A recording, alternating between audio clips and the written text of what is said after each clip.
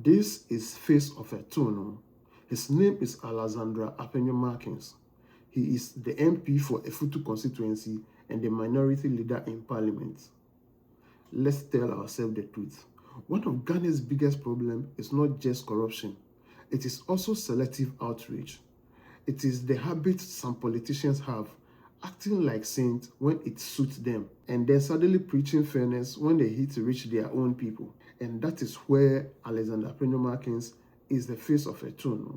Because you cannot stand in public like the defender of parliamentary dignity when your own public record is full of false claims, retractions, and apologies. That is where the problem starts. This is not about somebody not liking him. This is not about party colors. This is about pattern. A pattern of saying wrong things in public, making noise, creating headlines, and sounding very confident, only for the fact to come out later and expose the whole thing. That is the issue. That is not even hidden. This Tunoo once used a picture and claimed it showed sound winning in Keta. Later, the claim was fact-checked and found to be false. The image was not even from Ghana. It was traced to Sierra Leone, and after all the public confidence, he had to come back and apologize. That one is on the record. This Tunoo also claimed that the NPP lost all the mining areas because of the Galamsey fight. That too was fact-checked and found out to be false. The Tunoo also claimed that the Akufo-Addo administration was the only government in the Fourth Republic to reduce electricity tariffs. That too was shown to be false. So at some point, we have to stop pretending this is just ordinary politics. No, there is a habit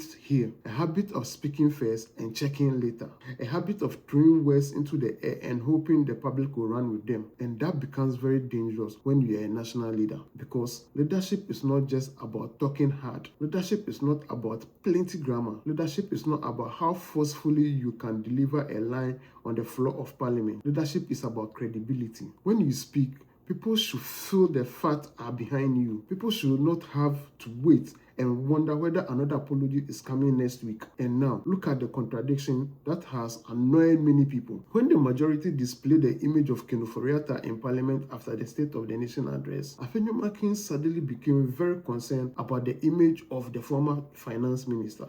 Let's hear him. And Mr. Speaker, on Friday, according to him, though I saw myself, members on the other side of the house printed his brother's pictures, about 15 or so of them showing the pictures and shouting, corruption, corruption, corruption. Mr. Speaker, this side of the house is of the view that we must all be fair in treating each other. Mr. Speaker, earlier today I had the occasion to address a specific matter which the minister felt strongly about it. I think that should be the way to go. We should all be fair in how we treat ourselves, especially those who are not in this chamber to respond to allegations. Mr. Speaker, if any member on this side had printed a picture of a minister of state or a former minister from our friends opposite, I'm sure none of them would take kindly to it. A former finance minister of this republic. No court has found him guilty. We can do our politics, but to also print his pictures deliberately.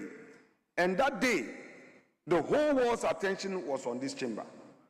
I would plead, through my friend the Chief Whip, to ensure that in future, any such action is curtailed, controlled, or stopped by him, so that this house would get the needed peace. Because, Mr. Speaker, if we don't stop it, a certain precedent will be set, where maybe any of us from the backbench could also do something against a serving minister of state. Perhaps when that is allowed, we may not be able to control the consequences of it. So it's a humble plea, and I want to assure the Honorable Duke Ofori-Atta, who has persistently, because I was not in the chamber, he still insisted that the family is so concerned that as a caucus, we have not dealt with this matter, and I had to rush into the chamber to make this plea I don't intend to litigate it, but I am pleading with the Chief Whip and the leadership of the Majority Caucus that enough of Ken Ofori-Atta's name in this chamber and the persecution and the attack on his reputation. He also is a human being, a Ghanaian. He has a wife, he has children, he has extended family, and not the least, he has a brother who is a sitting member with us. So, Mr. He said it was unfair to the family and brother of Ken, but fairness to whom? Because this same Ken Ofori-Atta is not just any man being embarrassed for no reason. The Office of the Special Prosecutor publicly declared him wanted in connection with corruption and corruption-related investigations. So, when the Ghanaians hear Ken Ofori-Atta's name, many do not hear victim. They hear questions. They hear suspicion. They hear a long period of hardship under his stewardship that still has not been fully answered for. So if Afenyo Markin wants fairness, that is fine. But Ghanaians too want fairness. And fairness must begin with accountability. Fairness must begin with people answering questions about public office. Fairness cannot suddenly become important only when the person under pressure is your own man. That is where the hypocrisy enters. During the State of the Nation debate period, and even before the majority side raised the picture of Ken Ofori-Atta, Afenyo Markin himself accused Interior Minister Muntaka over corruption in the security recruitment process. Let's listen to him. Mr. Speaker, as we speak, there is a scandal looming. Security services recruitment, TribeNet, we know who brought that company to the ministry. Kama has a way, and we, the minority, will pursue the person and make sure there's full disclosure. Those were strong and heavy allegations.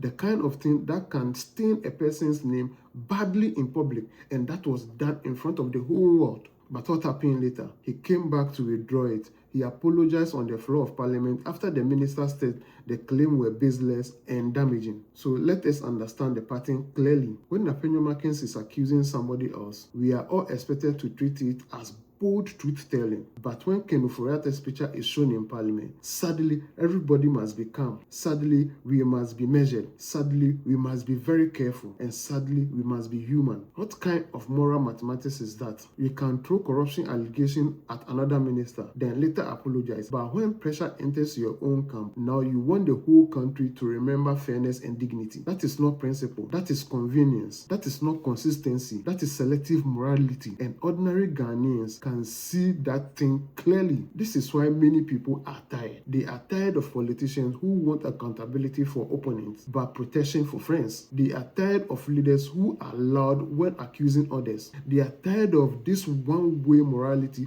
where justice is always strong for your enemy and always gentle for your ally. If you want to be taken serious as a national leader, then your mouth must be disciplined by facts. Your outrage must be consistent. Your idea of justice cannot change depending on who is under fire, because leadership is not performative. Leadership is not noise. Leadership is not who can dominate the microphone. Leadership is trust, and trust means when you speak, people should not immediately remember all the times you were fact-checked, corrected, or forced to apologize. This is not just about one photo in Parliament. It is about a bigger Ghanaian problem. A political culture where some people want to be prosecutors in the morning, defenders in the afternoon, and victims by evening. That game must stop. And if any politician want to climb the moral platform and lecture the country, then they should first make sure their own public record is clean enough to carry that message, because Ghanaians are not fools. People are watching. And this old style of politics, where you talk anyhow today and apologize tomorrow, is becoming far too cheap for a country that is already carrying too much pain. Let's be guided. And like I always end, unlike the stomach, the brain will not alert you when it is empty. Tunoo.